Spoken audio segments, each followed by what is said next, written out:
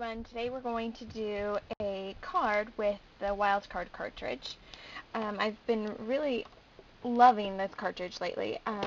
We're going to do the circle card, which is on here. Let's see if I can find it on the back.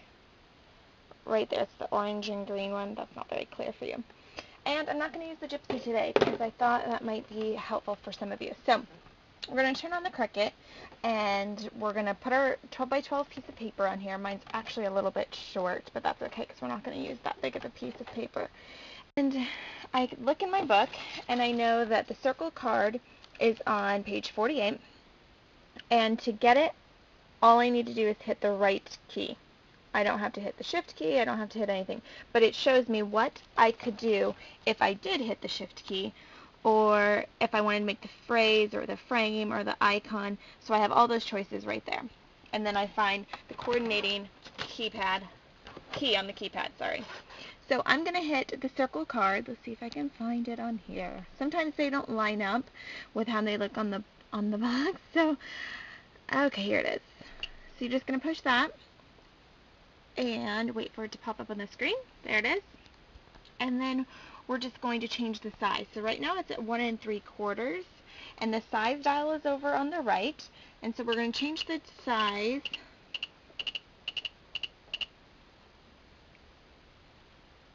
to 6 inches. Now if you go too big, it won't let you do it. Like, it'll let you go up the numbers, but when you go to click cut, it'll say load your mat. Okay. It'll say paper's 12 by 12, which technically it is. And then I go to cut it, it says characters won't fit, change size, or press cut again after you put bigger paper in. So we're going to cancel that, and we're going to go back down in size, and I'm just going to make it 6 inches. You also want to either mess with your speed if you need to. You can go low speed, medium speed, high speed, max speed. We're just going to go medium. And then high pressure because it's kind of thick paper. There's the paper saver button that you can click. It really wouldn't be of much use to us today because we're only cutting out one thing, but if you're cutting out multiple things, then you'd want to put on your paper saver so it would put them on the paper and save as much paper as you can by positioning the shapes in a way that you're not wasting paper. So we don't really need that today. Okay? So it still has our circle on there, and that's all we're going to cut out today. So I'm going to go ahead and, after I loaded my paper, which the button was right here, then I'm going to go ahead and click cut. It says it's too big, so let's go down.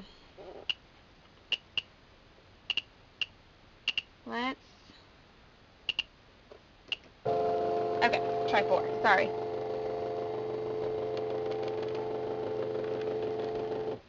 So our card is cut out, and I decided that we needed a liner. So how we're going to do that is there's 2 choices for liners. There is the liner that's just a circle that will go on the front, and then there's the blackout feature, which would make another card that you could put on the inside of your card. So I think we're going to try that one first and see how it works. So I've hit the blackout function, and then I'm going to hit the circle card again, and it'll show up on our screen. And I left it the same inches, so I'm just going to go ahead and press cut.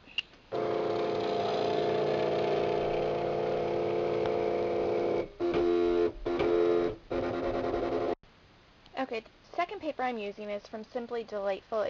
I'm sorry, by My Mind's Eye, and it's called Simply Delightful. And I got it at Hobby Lobby. So what I've decided to do is that I'm going to actually use the liner that I cut out also, which is just supposed to look like this.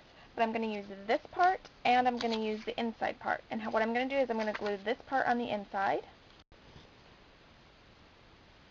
Okay, so I will just take my tape runner, and I'm just going to use it on the inside of the card on the edge so that it will catch just enough for this to be taped on the inside.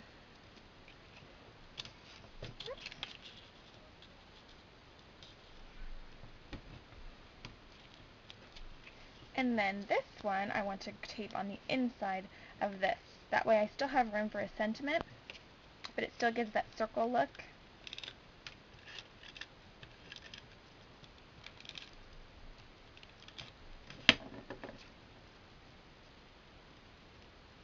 I'm going to put that down. And this project today is a hint to what the next challenge is going to be. So this is what we have so far.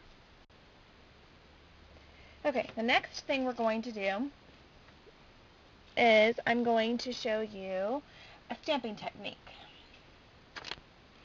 Okay, the next thing that we're going to do is I'm going to use a clear stamp, and I'm going to actually show you how to change the stamp.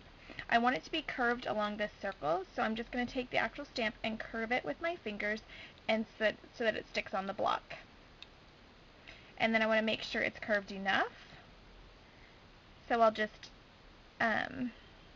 compare it to my circle and then change it as much as I need to. Okay. And this stamp is not cooperating with me right now. And then what I'm going to do, pardon my ink stain, is I'm going to take the Clear Resist, which actually I picked up at Joann's for 50 cents, and it's by Ranger. And I'm going to take the Clear Resist, and I'm just going to stamp the inside, and it won't show up, but you can see a tiny, tiny, tiny mark of it. But then I'm going to take chalk, which I'm using Pebbles chalk, and I'm just going to go over the exact spot that I stamped. And I'm using actually a purple color to chalk this, because it just needs to be darker than the paper. So, and then I'll just brush the rest of it away. I just want my stamp to show up. And so this is what we have. That doesn't show up as dark as if I had stamped it with ink, but it shows up and it's nice and soft, so it doesn't take away from the thing that you're going to say to them. And again, all I used was the Clear Resist pad from Ranger and the Pebbles chalk set, and then the chalk set also came with this applicator. So those are the things I used for that. So again, here's the front of the card and the inside where we did our new chalking technique and the curving of the stamp.